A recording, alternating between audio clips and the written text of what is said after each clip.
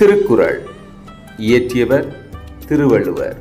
அதிகாரம் 34. நிலையாமை. குறள் 1.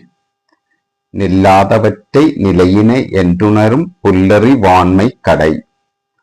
நிலையில்லாதவைகளை நிலையானவை என்று மயங்கி உணரும் புல்லறிவு உடையவராக இருத்தல் வாழ்க்கையின் இழிந்த நிலையாகும்.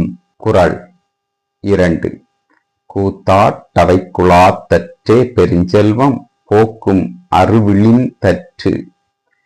பெரிய செல்வம் வந்து சேர்த்தல் கூத்தாடும் இடத்தில் கூட்டம் சேர்வதைப் போன்றது. அது நீக்கி போதலும் கூத்து முடிந்ததும் கூட்டம் கலைவதைப் போன்றது. குறள் 3.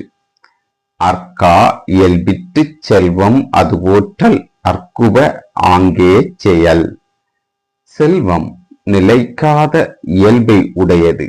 அத்தகைய செல்வத்தை பெற்றால் பெற்ற அப்போதே நிலையான அறங்களை செய்ய வேண்டும்.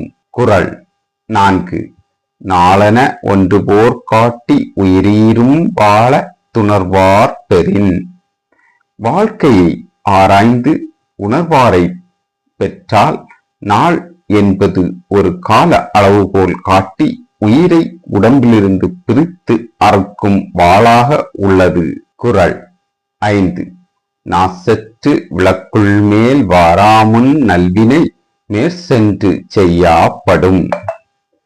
நாவை அடக்கி விக்கல் மேலுவதற்கு முன்னே நல்ல அறச்செயலை விரைந்து செய்யத்தக்கதாகும். குறள் 6. நெருநலுழலொருவன் இனரில்லை என்றும் பெருமை உடைத்து விலகு. நேற்று இருந்தவன் ஒருவன் இன்று இல்லாமல் இறந்து போனான் என்று சொல்லப்படும் நிலையாமை ஆகிய பெருமை உடையது இவ்வுலகம். குறள் 7. ஒரு பொழுதும் வாழ்வதறியார் கருதுப கோடியின் அல்ல பல. அறிவில்லாதவர் ஒருவேளையாவது வாழ்க்கையின் தன்மையை ஆராய்ந்து அறிவதில்லை.